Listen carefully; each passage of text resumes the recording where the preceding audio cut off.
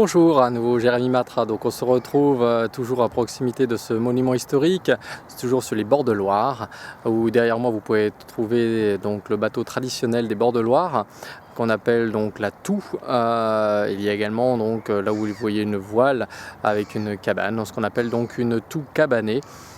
Qui permet donc d'héberger et de passer une nuit, pourquoi pas, donc sur la Loire. Voilà, un moyen original de dormir pour la nuit. Donc je souhaitais partager avec vous, toujours dans cette semaine de l'offre de prêt immobilier. Donc du prêt immobilier, donc l'offre de prêt. Donc pareil, donc également très important. Donc si votre offre de prêt, donc si votre dossier de financement donc immobilier est accepté par votre ou vos banques, donc celle-ci, donc la banque donc émet une offre préalable de prêt. Donc qui permet donc de fixer donc en fonction de votre situation et de votre projet donc la durée de votre prêt immobilier, le TEG, donc le taux effectif global, donc qui reprend donc l'intégralité des informations, donc la mensualité globale, donc les modalités de remboursement, les garanties qui sont liées au prêt, ainsi que les assurances, qu'elles soient incluses donc au prêt,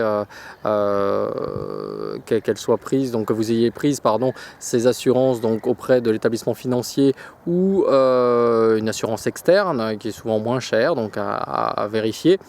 Et également donc la durée il faut savoir donc la durée de validité de l'offre donc est de 30 jours à compter de la réception. Donc la banque, il faut savoir, elle peut prolonger donc la durée de validité, donc ça il suffit de communiquer avec elle.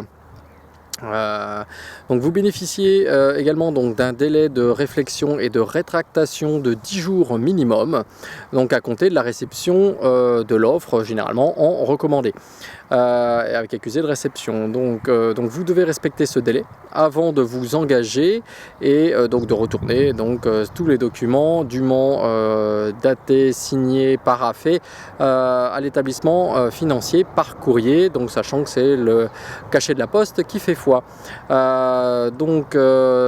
Faut savoir que cela marque votre acceptation de l'offre de prêt. Et si vous avez plusieurs prêts qui ont été sollicités auprès de plusieurs banques pour la réalisation d'un même projet immobilier, donc il peut arriver que tous vous soient accordés sauf un. Donc ça, peu de gens le savent, mais si le prêt refusé représente au moins 10% du capital emprunté, donc vous êtes dégagé de tous les autres prêts qui vous ont déjà été accordés. Donc ça, il faut le savoir. Donc si au moins 10% du capital emprunté est refusé par un établissement, vous êtes dégagé de tout, même si vous avez déjà renvoyé les autres offres de prêt. Voilà ce que je souhaitais partager avec vous aujourd'hui. Donc partagez cette vidéo au maximum de personnes, likez cette vidéo sur YouTube, partagez-la, abonnez-vous à la chaîne YouTube et voilà, partagez sur Facebook. Et donc on se retrouve pour la prochaine vidéo dès demain. À bientôt, au revoir.